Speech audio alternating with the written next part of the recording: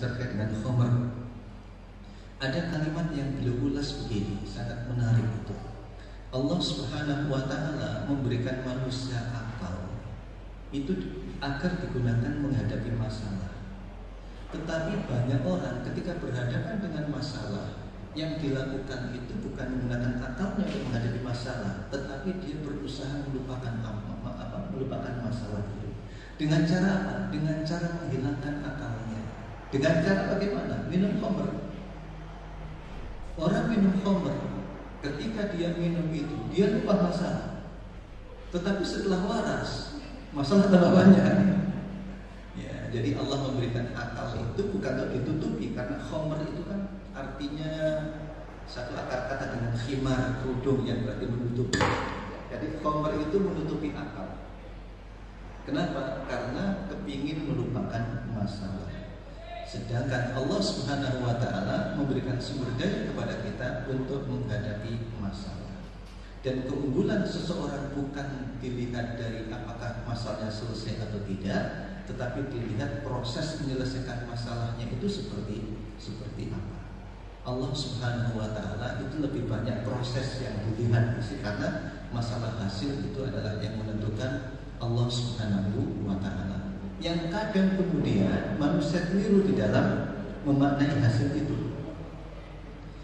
Nanti malam itu teman-teman dari Gresik kan minta saya akan siang pakai online itu, temanya Ramadan Ramadan untuk menyelesaikan musibah itu, untuk menggapai pertolongan Allah di tengah musibah. Kalimat seperti ini ada konotasi begini, merasa Allah itu menurunkan pertolongan ketika musibah itu tidak ada. Padahal kalau di dalam surat Al-Kahfi cerita anak yang dibunuh, anak yang dibunuh itu dalam pandangan Nabi Musa masalah apa tidak masalah? Masalah. Tapi dalam pandangan Abdul Sholih, hamba yang sholat yang membunuh, itu solusi atau masalah? Solusi. Kalau begitu, corona itu masalah atau solusi? Solusi. Solusi. Makanya kemudian bahasa ayatnya adalah waladzuqannahum minal adzabil adna dunal adzabil akbar la'allahum yarji'un, dalam surat As-Sajdah 21, yang kata Ibnu Abbas radhiyallahu anhu maknanya adalah masahibud dunya wa asqamuha wa balaghuha, musibah-musibah duniawi, penyakit-penyakit serta balak dan ujian-ujian duniawi, hatta yatubu, sampai dia itu bertobat kepada Allah SWT. Solusi itu ketika orang bisa menemukan Allah SWT. Jadi ketika dia itu tidak kena corona, ketemu Allah SWT, solusi. Ya, ketika kemudian ada musibah seperti ini, ketemu dengan Allah SWT, solusi. Yang enggak solusi itu adalah enggak musibah, kena musibah podo lagi.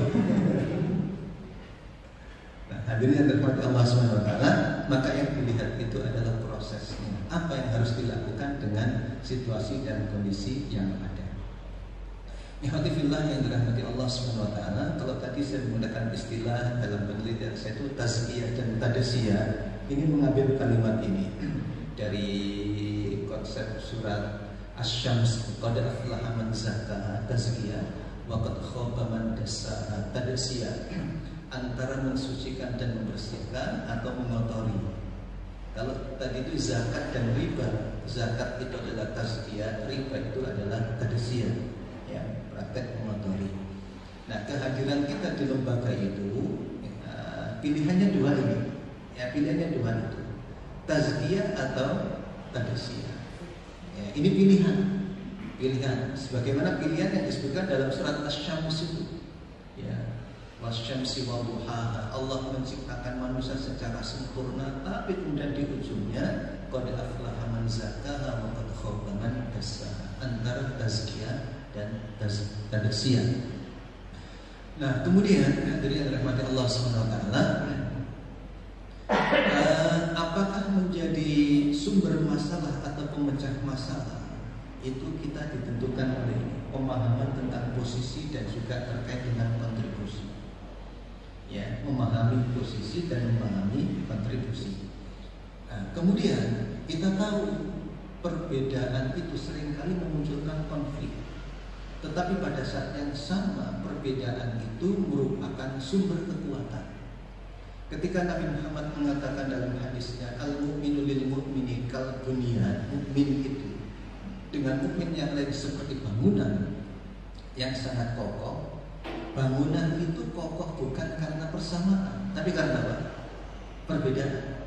Coba misalnya, gedung ini kalau dibuat dari lantai semua, sama semua lantai, kira-kira jadi gedung apa tidak? Nggak jadi. Kalau misalnya dari jendela semua berubah jadi gedung apa tidak? Tidak. Atap semua juga tidak. Tetapi karena ada unsur yang berbeda, jadilah gedung ini. Hanya kemudian letak kokohnya di mana? Letak kokohnya ketika masing-masing paham posisinya dan tahu perannya dan tidak protes dengan itu. Kira-kira kalau atap protes, saya kok dari dulu dari berdiri sampai sekian tahun kepanasan terus, kok ya saya pindah ke bawah. Kira-kira bagaimana? Ya, pada sahirul jasadi bisahri wal umma, demam semua, ya, kena kebocoran semua. Jadi paham posisi. Maka kemudian suksesnya lembaga itu bukan hanya ditentukan oleh atapnya saja, bukan ditentukan oleh jendelanya saja, atau juga fondasinya saja. Semuanya berkontribusi untuk memajukan lembaga dan menyelesaikan masalah. Kalau di dalam dunia organisasi ada pimpinan dan ada bawahan, ada staf dan juga ada manajer, direktur dan lain sebagainya, semuanya sebetulnya punya tanggung jawab dan kontribusi yang sama untuk memajukan lembaga. Dalam pandangan Allah Subhanahu wa taala, yang dilihat itu bukan jabatannya, tetapi bagaimana yang bersangkutan berperan dengan jabatannya itu. Sesuatu yang tidak mungkin dijangkau oleh semua orang dalam waktu yang sama tidak dijadikan oleh Allah sebagai standar kebaikan dan keburukan seseorang. Ya. Contohnya begini, tidak mungkin sebuah lembaga semuanya jadi direktur, semuanya jadi manajer. Mungkin tidak? Tidak. Maka direktur, jabatan direktur dan manajer tidak dijadikan oleh Allah sebagai ukuran baik dan tidaknya orang. Ya, tidak itu. Begitu juga tidak mungkin semua orang itu punya jumlah uang yang sama. Ya, wallahu faddala ba'dahum 'ala ba'din fil rizqi. Allah memberikan kelebihan pada satu di antara yang lainnya, itu kelebihan dari rezeki. Kenapa? Karena memang jumlah uang yang dimiliki itu tidak dijadikan oleh Allah sebagai standar orang itu baik atau tidak. Tapi yang dijadikan standar itu adalah bagaimana dia berproses dengan jabatannya itu dan dengan uang yang dimilikinya itu. Sehingga sangat mungkin dalam pandangan Allah SWT antara staf dengan manajer dan juga dengan direktur lebih baik stafnya daripada direkturnya dalam pandangan Allah SWT. Begitu juga antara yang punya uang dengan yang tidak punya uang, boleh jadi dalam pandangan Allah lebih baik yang mana? Yang tidak punya uang. Tetapi untuk ukuran manusia bagaimana? Makanya menyelaraskan dengan ukuran-ukuran Allah Subhanahu wa ta'ala. Memahami posisi serta paham dengan kontribusi yang diberikan itu apa. Tapi semuanya tetap berkeyakinan bahwa dalam level apapun semuanya menjadi pemecah masalah dan punya kontribusi untuk mensukseskan lembaga. Karena di dalam Al-Qur'anul Karim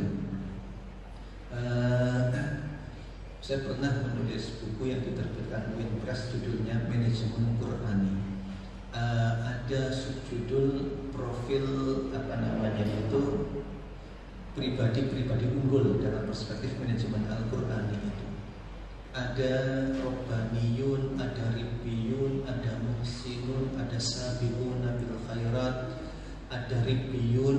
Nah, ternyata orang-orang unggul dalam Al-Qur'an ini memiliki ciri yang berbeda-beda di dalam posisinya, dan juga punya peran yang berbeda terkait dengan posisinya itu. Karena itu hadirin rahmati Allah SWT, setelah kita memahami bahwa dalam level apapun kita punya tanggung jawab yang sama untuk menyelesaikan masalah. Nah, di sini saya angkat posisi sebagai staf dan nanti posisi sebagai pemimpin dalam kondisi dan kontribusinya seperti apa untuk menyelesaikan masalah itu. Salah satunya Allah berfirman dalam surat Ali Imran 146-147. Wa ka'ayyin min nabiyyin qatala ma'ahu ribbiyuna katsir fama wahanu lima asabahum fi sabilillahi wa ma dha'fu wa mastakanu wallahu yuhibbus sabirin wa ma kana qawluhum illa an qalu rabbana ighfir lana dhunubana wa israfana fi amrina wa thabbit aqdamana wansurna 'alal qaumil kafirin. Wa ka'ayyin min nabiyyin, pimpinannya itu disebut nabi, pemimpinnya nabi, staf-stafnya itu ribbiyun. Ribbiyun ini kalau di dalam tafsir ada makna kuantitatif dan makna kualitatif. Ada tafsir yang menyebutkan makna ribbiyun itu adalah al-jumu'u al-kathrah, jumlah yang banyak. Tetapi ada juga yang menyebutkan hum al-ulama wal fuqaha, mereka adalah ulama dan mereka adalah fuqaha. Nah, bisa digabung dalam itu dalam dua kategori ini, makna kuantitatif dan makna kualitatif, karena memang berikutnya Allah menyebutkan ribbiyun dan katsir. Artinya orang-orang yang berperang bersama Nabi, mereka itu jumlahnya banyak dan mereka memiliki kualifikasi keilmuannya. Ya, al-ulama wal fuqaha. Ulama itu kalau di dalam bahasa Al-Qur'an bukan sekedar ulama.